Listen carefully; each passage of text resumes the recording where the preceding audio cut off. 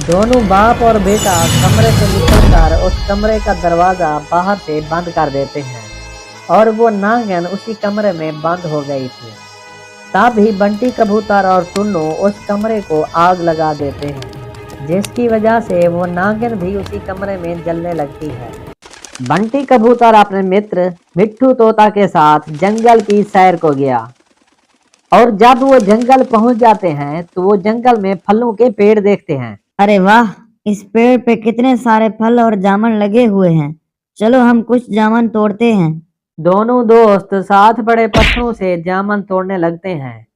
बंटी कबूतर पत्थरों से जामुन तोड़ रहा था। तब ही बंटी एक पत्थर मारता है जो उसी पेड़ पर बैठे सांप को लगता है।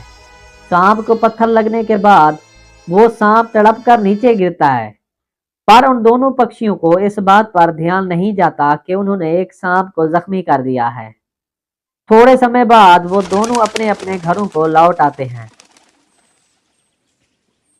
माँ और पिताजी, देखिए मैं कितने सारे जामुन तोड़ कर लाया हूँ। लीजिए, आप दोनों भी खाइए, बेहद ही मीठे जामुन हैं।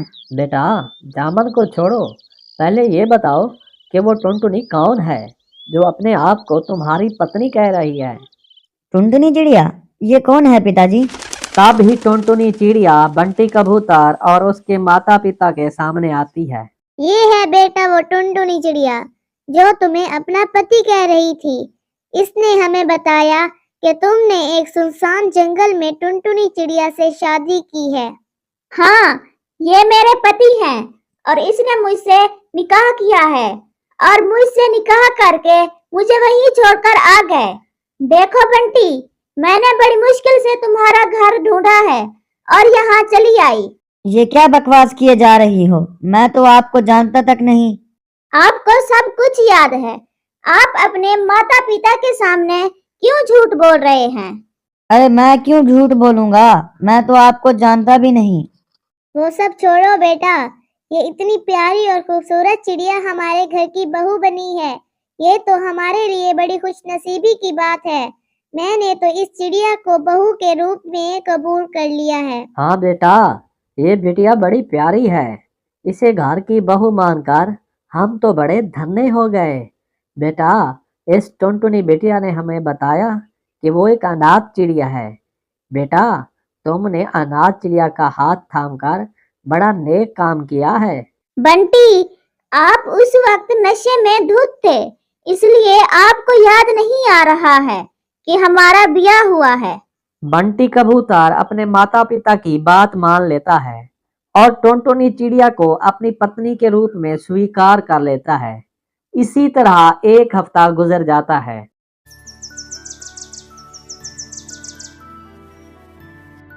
टुनटुनी चिड़िया बंटी कबूतर और उसके माता पिता के साथ घुल मिल गई थी। अरे बहू, मेरे पैरों में बहुत दर्द हो रहा है। इस समय ना तो तेरे ससुर जी घर पर हैं और ना ही बंटी कबूतर, और मुझे बहुत दर्द हो रहा है। बहू, मेरे पैरों को दबा दो। क्यों नहीं माँ जी, ये तो मेरी खुशनसीबी होगी। लाइए, मैं आपके पैर दबा देती हूँ। टुनटुनी चिड़िया अपनी सास के पैरों को दबाने लगती है। तब ही टोनी चिड़िया बहुत जोर से चिल्लाती है। अरे बहू, ये क्या कर रही हो? इतनी जोर से कोई पैर दबाता है क्या? क्या तुम्हें पैर दबाने का तरीका नहीं आता? तब ही टुनटुनी चिड़िया एक नांगन के रूप में आ जाती है। अरे बहू, ये क्या बन गई हो? मैं एक नागिन हूँ और मैं यहाँ आकर तुम्हारे घर की बहू बनी हूँ। अब देखना मैं आपके बेटे से कैसे बदला लेती हूँ। अरे कैसा बदला? तुम ये सब क्या कह रही हो?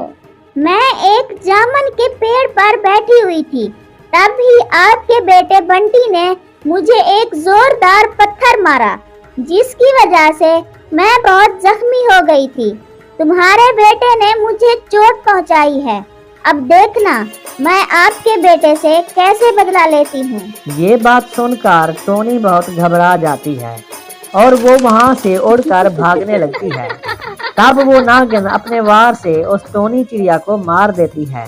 चलो, इस घर की एक चिड़िया को तो मैंने जहन्नम वासिल कर दिया। अब धीरे धीरे करके उस बंटी और टुन्नू को भी मौत की घाट उतार दूंगी। इसी तरह मेरा बदला पूरा होगा। इच्छाधारी नागिन फिर से टुनटुनी के रूप में आ जाती है और जाकर अपने कमरे में सोने का नाटक करती है।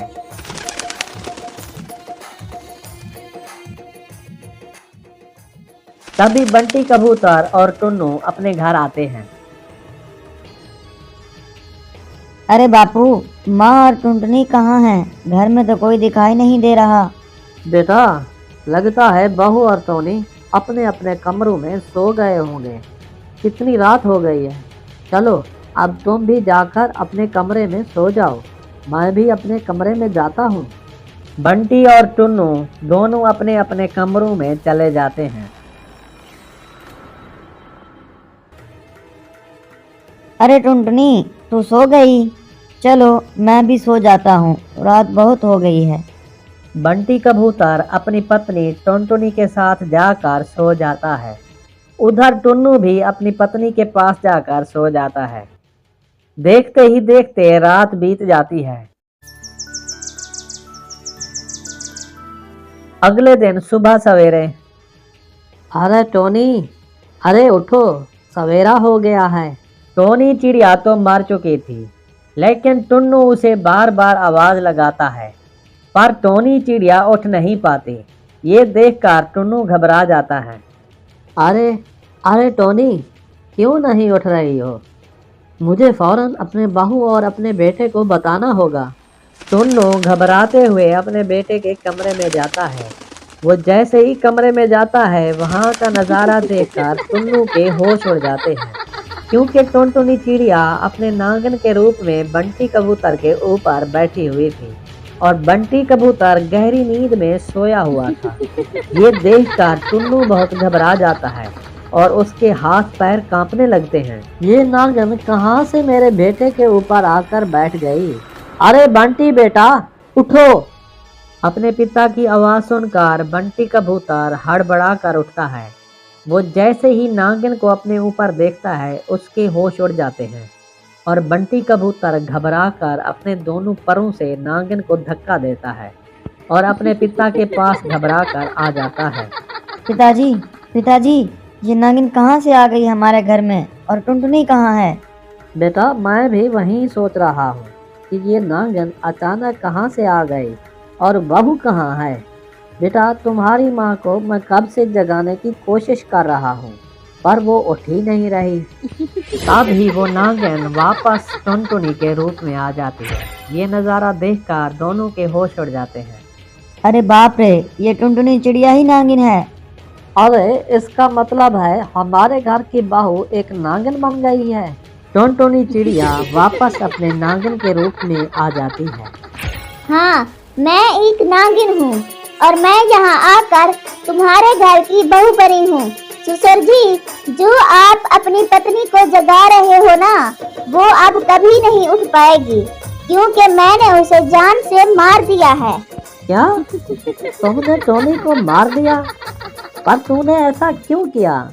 हमने क्या बिगाड़ा है तुम्हारा? नागिन फिर पूरी बात बताती है। पूरी बात सुनने के बाद बंटी कबूतर के होश उड़ जाते हैं। तुम्हें मरना ही होगा बंटी कबूतर। भागो बेटा यहाँ से, जल्दी करो। दोनों बाप और बेटा कमरे से निकलकर उस कमरे का दरवाजा बाहर से बंद कर देते हैं और वो नागिन उसी कमरे में बंद हो गई थी। तब ही बंटी कबूतर और टुन्नू उस कमरे को आग लगा देते हैं, जिसकी वजह से वो नागिन भी उसी कमरे में जलने लगती है। इसके बाद फिर बंटी और टुन्नू वो जंगल छोड़कर वहाँ से चले जाते हैं। वीडियो अगर अच्छी लगी हो तो वीडियो को लाइक और हमारे चैनल कार्टून स्टोरी टीवी को सब्सक्राइब भी कर दें। शुक्रिया। मिलते हैं अगली वीडियो में, तब तक के लिए अल्लाह हाफिज।